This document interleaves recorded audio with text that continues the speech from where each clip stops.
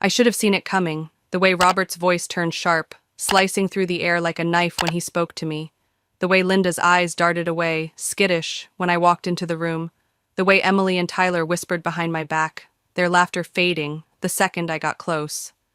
But somehow, I wasn't ready, not for this. My boots scuffed the worn carpet of the James family living room, the air thick, heavy with something I can't name yet. My chest tightens, breath catching as Robert, my father, the man who's supposed to protect me, looks me dead in the eye and says it. You never brought anything good to this family, Phoenix. The words land like a fist to my gut. My breath hitches, and for a second I swear the ground beneath me tilts. I'm standing here, in the middle of our living room, with its sagging couch and faded curtains, but I suddenly feel like I don't belong, like I'm some stranger who wandered in off the street. Linda stands beside him, arms crossed tight over her chest, lips pressed into a thin, disapproving line. Tyler's sprawled on the couch, arms draped lazily over the backrest, watching this unfold like it's some cheap drama on TV. Emily's scrolling her phone, barely interested, her nails tapping the screen. I swallow hard, throat dry, and force the words out. Dad, what are you talking about? His face twists, like the question itself is an insult, like I've just proven his point. I mean exactly what I said, Phoenix, he snaps, his voice low, cutting. He sighs then, a heavy, exaggerated sound, like I'm exhausting him just by existing. You've never contributed anything to this family. You're a burden, a waste of time. A waste of time. I have to remind myself to breathe, my hands curling into fists at my sides, nails biting into my palms. My heart pounds against my ribs, loud, insistent. I've been working so damn hard, long hours, side hustles, building something they don't even know about. But to them, it's nothing. I'm nothing. Linda finally speaks, her voice soft but cold. It's not just about the money, Phoenix, it's about you. You've always been difficult.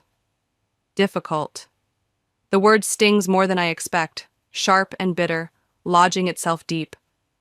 I blink, staring at her, at the woman who used to braid my hair, who cried when I graduated high school. Now she's looking at me like I'm a problem she can't solve. Difficult? I say, my voice calmer than I feel, though inside I'm unraveling. You mean difficult as in not doing everything you say? Difficult as in trying to live my own life instead of being your personal servant? Robert's jaw clenches, his eyes narrowing, and I know I've crossed a line, but I don't care. Not anymore. The room feels smaller, the walls pressing in, and all I can hear is my own pulse, thundering, drowning out the silence from Emily and Tyler. They don't even look up. I'm alone here, and maybe I always have been. Watch your tone, Robert growls, his voice a warning, but it's too late. The air's already crackling, charged with years of unspoken resentment. My hands tremble, fists still clenched, and I let out a sharp breath, trying to steady myself. The living room's a cage now, the faded wallpaper and old photos mocking me. Pictures of a family I don't recognize anymore.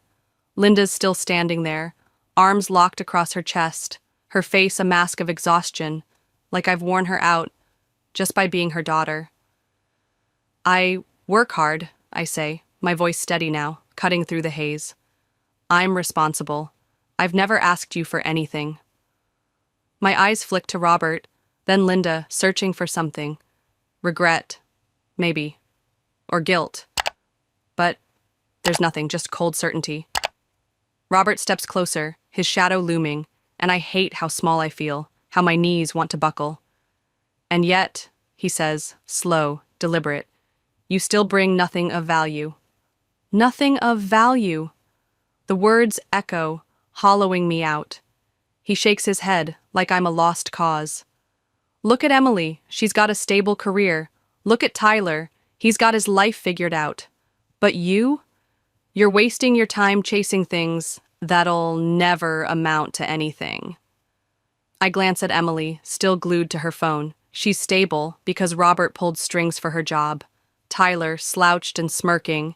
He's never had to fight for a damn thing, handed everything on a silver platter. And me? I've built it all myself, brick by brick in secret, but in their eyes, I'm nothing. Linda exhales, a sound like relief, and I realize what's coming before she says it. We've given you every opportunity, Phoenix, Robert says, folding his arms, and you've thrown them away. We're done wasting time on you. My breath slows, measured, deliberate, as the room blurs around me. Their voices fade to a dull hum, and I'm spinning through memories. Late nights, helping Linda when she was drowning, staying up with Emily after her breakups, loaning Tyler cash he never paid back. None of it matters. I never mattered. So what are you saying, micromom? I ask, my voice flat, cutting through the fog. Robert doesn't hesitate. We're saying we're done. Linda nods, a small final gesture. You should leave, Phoenix, she says, and it's not anger in her voice, it's certainty, like this has been coming for years. Emily looks up for the first time, eyebrows raised. Tyler blinks like he didn't expect this to stick. Even Linda hesitates, her fingers tightening around her wrist. But it's too late. They're serious. This isn't a threat. It's a severance. I straighten my shoulders, my chest aching, but my face blank. All right, I say, voice steady, unshaken. Robert raises an eyebrow, surprised. All right, he repeats like he expected me to beg. Yeah, I say, meeting his gaze. I'll leave. The words hang there, heavy, final, and for once they don't know what to say. I've called their bluff, or maybe it was never a bluff at all. My hand's on the doorknob, cold metal biting my skin, and I pause, looking over my shoulder one last time. Robert's still standing there, arms folded, his scoff echoing in my ears. You'll regret this, but I'm already halfway gone. Linda's frozen, her hesitation fading into resolve. Emily's finally off her phone, staring like she's seeing me for the first time. Tyler's mouth twitches, unsure. The living room blurs, couch, curtains, photos, and it's not mine anymore. Maybe it never was. All right, I say again, voice steady, cutting the silence like a blade. I step outside, the night swallowing me whole, cold air hitting my face, sharp and clean. My suitcase thumps against the porch, a single lifeline in my grip, and I don't look back. Not at the house, not at them. The weight's still there, pressing against my chest, their rejection a bruise I'll feel for days, but something else stirs too. Something small, flickering, freedom, maybe, or the ember of what I've been building in secret. They don't know.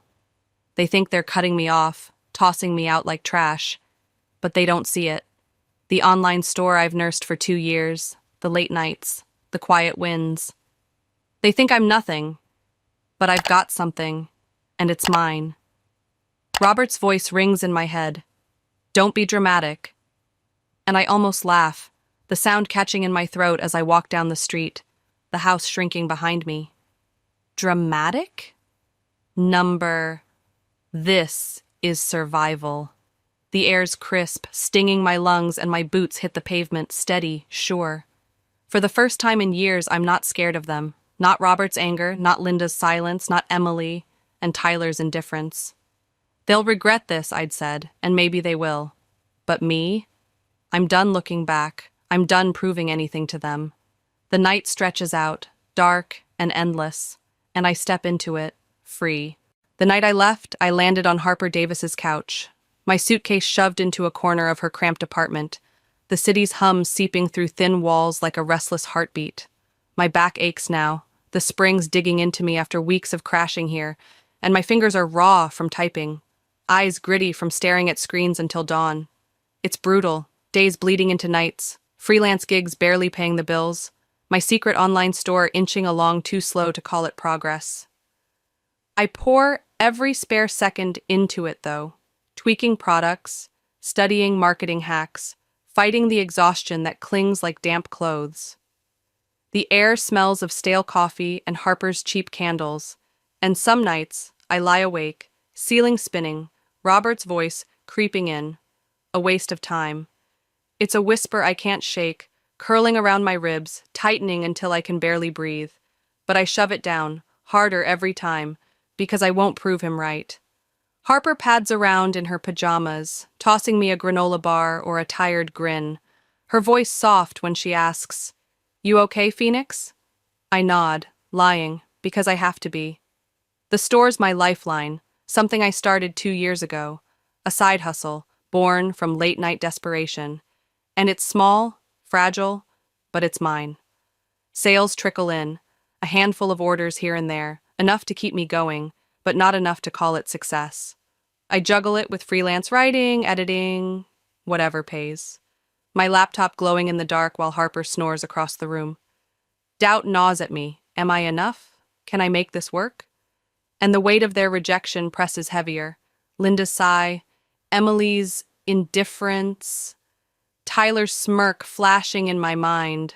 Still, I grind, because stopping means they win. I learn fast how to target ads, how to hook customers, how to scale, and it's brutal, but it's mine. My hands shake from too much coffee, my stomach growls, but I keep going, building something they'll never see.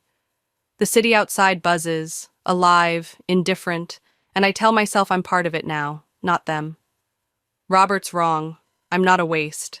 I'm a fighter, clawing my way up, and every late night, every small win, is proof they don't know me at all. 6 months later, I'm standing in my own apartment, floor-to-ceiling windows framing the skyline, the city sprawling out like a prize I've claimed. The numbers climb now, sales ticking up, customers coming back, a 5-figure balance staring at me from my phone. And my chest swells, not with pride, but with proof. I'm winning, and they don't even know it. The couch is new, soft under my fingertips, the kitchen gleaming with things I could never afford before. A coffee maker, a real bed, a life I built with no handouts, no strings. The air smells clean, sharp, like possibility, and I lean against the glass, watching the lights glitter below. Mine now, not theirs. It didn't happen overnight. Those first months were hell, scraping by, crashing at Harper's, pouring everything into the store until it started to shift. I figured it out. Marketing strategies that clicked, products people wanted, a network that grew, and slowly, the trickle turned into a stream. Orders piled up, bank account growing, and one day, I checked it and froze. 5 figures, real money, mine. I moved out then, left Harper's couch with a hug and a promise to pay her back, and found this place. Modern, open, a space that screams, I did this. No Robert pulling strings like he did for Emily. No Tyler coasting on their dime. Just me, my hands, my fight. Their voices still linger sometimes. You never brought anything good. But they're fading, losing their bite. I walk barefoot across the hardwood, the cool floor grounding me, and I realize I'm not just surviving anymore. I'm thriving. The business isn't a side hustle now. It's a company, small but real, with potential I can taste. I buy what I want, a jacket I'd eyed for years, books I'd only borrowed, and it's not about the stuff, it's about the power. I don't need them, never did, and standing here, the city humming beyond the glass, I feel it. I've outgrown them. They thought I'd fail, but I'm rising, and this is just the start. 2 years in, I'm in my office, sleek, mine, a view of the world I've conquered, when my phone buzzes, shattering the quiet. Robert's name flashes first, then Linda's, then Emily's, voicemails piling up like debts I never owed. Their voices crack through the speaker, weak now, begging, and my stomach twists, not with fear, with power. 2 years of silence, not a birthday text, not a check-in, nothing, and suddenly I'm their savior. I lean back in my chair, the leather cool against my skin, and let the messages play, each one more desperate than the last. Robert lost his job, the house is slipping, they're drowning, and they need me. I ignore them at first, let them stew, watching the screen light up day after day. A week later, Linda's voice trembles through a voicemail, shaky, almost unrecognizable. Phoenix, please, we're struggling. Your father lost his job, the house. It's in danger. We don't know what to do. I tap my fingers on the desk, the city humming outside, and a slow smile creeps up. Not joy, satisfaction. They thought I'd crash, burn out, prove them right. But here I am, the one they're crawling to. My office is proof. Polished wood, a view they'd never afford now. And their pleas are music, a rhythm I didn't know I'd crave. Emily texts next, blunt, entitled, "We need to talk." Then Tyler, casual, like nothing's changed. "Hey, call us." I don't. I let them pile up, voicemail stacking like unpaid bills, and I listen again, Linda's pleas echoing, Robert's silence louder than words. They don't know about the business, the apartment, the life I've built. They think I'm still the phoenix they threw out, broke and begging. But I'm not. I'm the one with the power now, and I'll use it. I hover over the call button, then pull back. Not yet. Let them sweat. Let them feel what it's like to wait. Powerless, the way I did. The air shifts, charged, and I stand, pacing to the window, the skyline sharp against the dusk. They're desperate, and it's intoxicating. Robert's pride crumbling, Linda's exhaustion, Emily and Tyler finally seeing me. I'm not their burden anymore. I'm their last hope. My phone buzzes again, Linda's number, and I let it go to voicemail, knowing I hold the reins. They don't get it yet, but they will. I'm not just surviving, I'm winning. And when I answer, it'll be on my terms. I chose the restaurant downtown, sleek and upscale, the kind that needs reservations weeks out, the kind they'd never step foot in now. When I walk in, I see them instantly, Linda's hands folded tight on the table, her eyes darting like she's trespassing, Robert sitting stiff, jaw clenched, pride hanging by a thread, Emily's tapping her nails, irritated, and Tyler's slouched, quiet for once. They're out of place here, uncomfortable, and I feel it, the shift. For the first time, I'm not the outsider, they are. I take my seat, place my phone on the table, and let the silence stretch, taut, heavy, a wire ready to snap. Let's cut to the chase, I say, voice cool, measured. Robert's jaw ticks, but he doesn't speak, so I do. You need money. It's a statement, flat, no pity, just facts. Linda nods, quick, desperate, and Robert exhales sharply, a sound I know too well. Frustration, barely contained. We just need some help getting back on our feet, Linda says, her voice soft, careful, like she's stepping on glass. Alone. We'll pay you back, of course. I smile, slow, deliberate, and lean forward. You must think I'm an idiot. Robert flinches. Emily's mouth parts slightly, and Tyler shifts, eyes flicking up. You want my money? I continue, voice steady, cutting. But I want something in return. Robert frowns, deep lines etching his face. Phoenix, we're your family. I hold up a hand, sharp, stopping him cold. You stopped being my family when you threw me out. The words land hard, a sharp silence swallowing the table. Emily scoffs, rolling her eyes. Are you seriously holding a grudge? It was years ago. I turn to her, my stare cold, unyielding. If you lost everything tomorrow, would you expect me to help you? She hesitates, then shrugs. Well, yeah, I press. Why?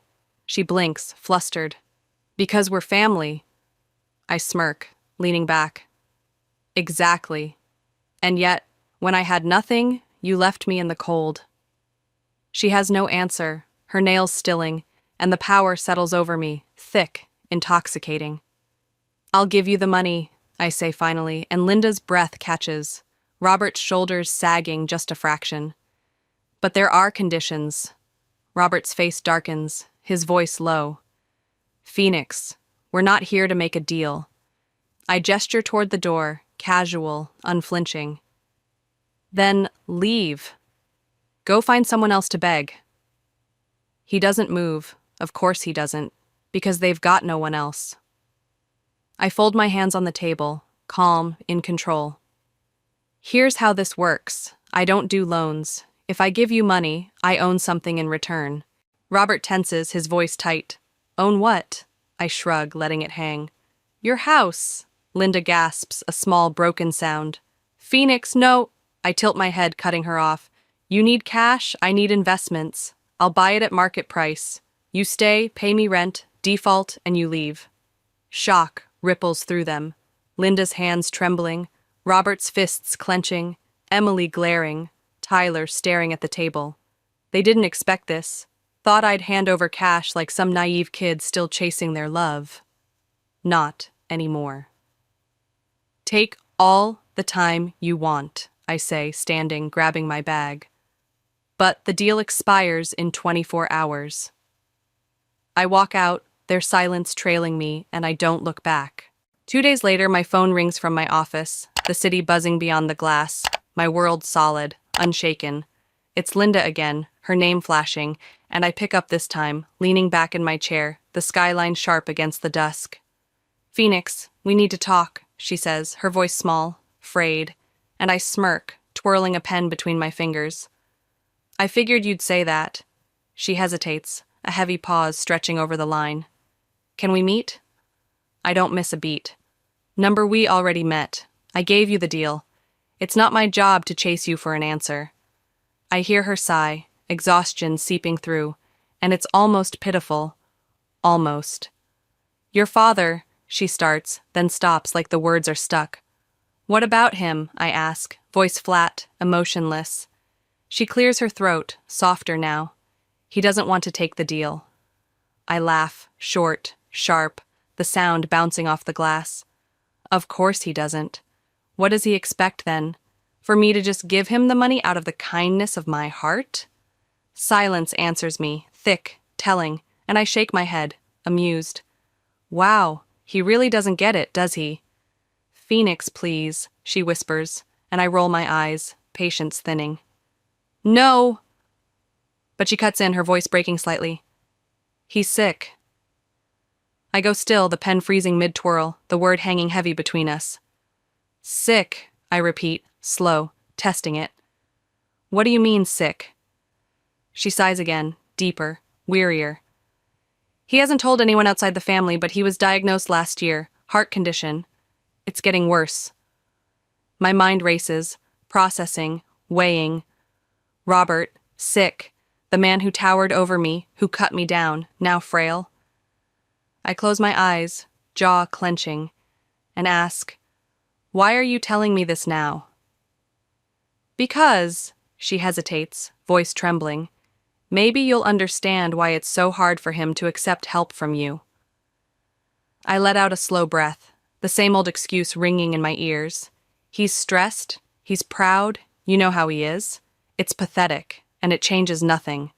So let me get this straight, I say, my voice sharp, slicing through her plea.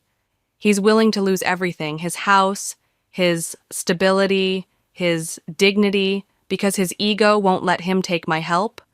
She doesn't answer right away, her breath hitching, and I press on. No, Mom, it is that simple, and it's sad. Alyssa, she starts, but I cut her off. Firm. Final. He has 24 hours to take the deal. After that, I'm done.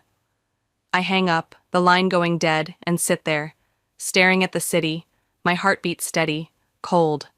They're desperate. He's dying, and still, I feel nothing. Not guilt, not pity, just clarity. I've outgrown their excuses, their pride. The clock's ticking, and it's their move. A week later, I'm back at the house, smaller now, worn, the yard overgrown, paint peeling at the edges. Or maybe it's always been this way, and I'm just seeing it clear. I knock, the sound hollow, and Linda opens the door, eyes widening in surprise. Phoenix, she whispers, stepping aside. I don't say anything, just walk past her. The living room unchanged, couch, curtains, photos. But it's not theirs anymore. It's mine, and they know it. I move down the hallway, boots echoing on the hardwood, toward Robert's room. my chest tight, but my steps sure. He's sitting on the bed's edge, staring out the window, smaller than I remember, older, weaker, a shell of the man who once loomed over me, whose words carved me open. He turns his head slightly, noticing me, and for a moment, we're silent, the air thick with everything unsaid. "So, you finally came," he says, voice soft, dry, and I cross my arms, leaning against the doorframe. "You didn't think I would?" A faint chuckle escapes him, brittle. "Didn't think you'd waste your time." I exhale slowly, watching him, the lines on his face deeper now, his hands trembling just a little. "That's funny," I say, my tone even, deliberate. 2 years ago, you told me I was the one wasting time, that I had nothing to offer." His lips press together, and I see it. The flicker of the old Robert, the one who disowned me. But it's gone fast, replaced by something tired, broken. He knows what I'm doing, wants him to say it, admit it, but he just sighs, heavy, defeated. "I suppose you're here to gloat." I tilt my head, considering.